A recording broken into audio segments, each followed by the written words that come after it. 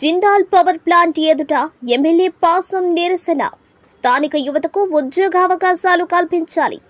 తిరుపతి జిల్లా చిల్లకూరు మండలం తమ్మినపట్నంలో Jindal power plant ఎదుట ఎమ్మెల్యే పాసం సునీల్ కుమార్ నిరసన వ్యక్తం చేశారు. స్థానిక యువతకు ఉద్యోగ అవకాశాలు కల్పించాలని యువతతో కలిసి పవర్ ప్లాంట్ గేట్ ఎదుట బైఠాయించారు. ఎమ్మెల్యే పవర్ ప్లాంట్ ఎదుట బైఠాయించడంతో పోలీసులు పెద్ద ఎత్తున మోహరించారు. ఈ సందర్భంగా ఎమ్మెల్యే మాట్లాడుతూ స్థానిక యువతకు ఉపాధి అవకాశాలు కల్పించాలని కంపెనీ ప్రతినిధులను కోరారు. సిఎస్ఆర్ ఫండ్స్ స్థానికులకు ఉపయోగపడేలా ఖర్చు చేయాలని డిమాండ్ చేశారు. పరిశ్రమలకు తాము వ్యతిరేకం కాదని అన్నారు. స్థానిక భూములను తీసుకుని ఫ్యాక్టరీ నిర్మించి స్థానికులకు అవకాశాలు ఇవ్వరా అని ప్రశ్నించారు. ఆ రోజు నుంచి ఈ రోజు కింద పెట్టి నామా వాళ్ళు 18,000 రూపాయలు ప్రతి మత్స్యకార కుటుంబానికి ఇచ్చారు.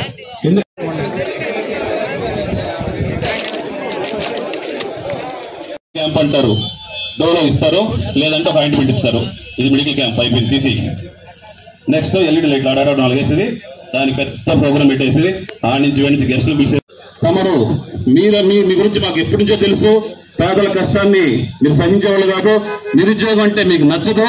మీరు దయచేసి మా నిరుద్యోగులకు అండగా ఉండి ఇక్కడ నుంచి సిఎస్ఆర్ కింద సంవత్సరానికి 3 కోట్ల రూపాయలు రిలీజ్ అయితే వాళ్ళ ప్లాంట్ లో వచ్చే ఆదాయంలో నుంచి 2% మనం సిఎస్ఆర్ పెట్టాలా.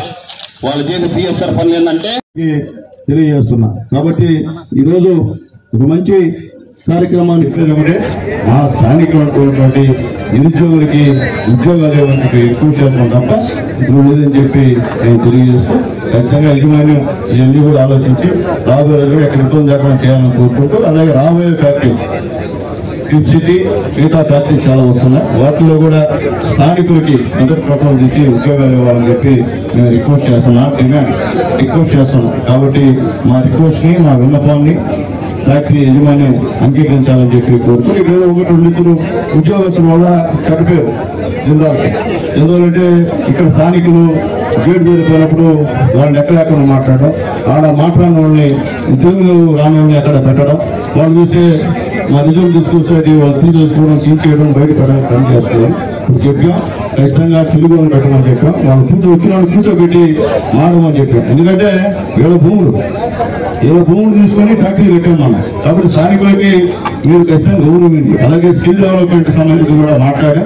అది కూడా మా ఊరికి ఏ పని మీద వాళ్ళకి ఒక ట్రైనింగ్ ప్రోగ్రామ్ ఇస్తే దాంట్లో పూర్తి అయితే వాళ్ళు కూడా ముందు ట్రైనింగ్ ఇచ్చి చేర్చుకోమని చెప్పి కూడా యజమాన్యాన్ని రిక్వెస్ట్ చేసామని చెప్పి నేను తెలియజేస్తున్నా. ఈరోజు వచ్చినటువంటి ఎన్డీఏ ఉన్నటువంటి అందరి నాయకులు కూడా పేరుపడిన ధన్యవాదాలు తెలియజేస్తున్నా. ఒక మాటతో నిరుద్యోగులు ఇబ్బందులు ఉన్నారు, నిరుద్యోగులు న్యాయం చేయాలి రాండే అంటే అందరూ కూడా ఈరోజు వచ్చారు. అదేవిధంగా శాంతియుతంగా ఎక్కడ చిన్న ఇన్సిడెంట్ కాకుండా మేము అందరం కూడా ఈరోజు డిసిప్లిన్ గా మా నాయకులందరూ నడుచుకున్నందుకు మా వాళ్ళందరూ కూడా పేరున ధన్యవాదాలు తెలియజేస్తున్నా. ఎందుకంటే ముందు గాంధీ గారి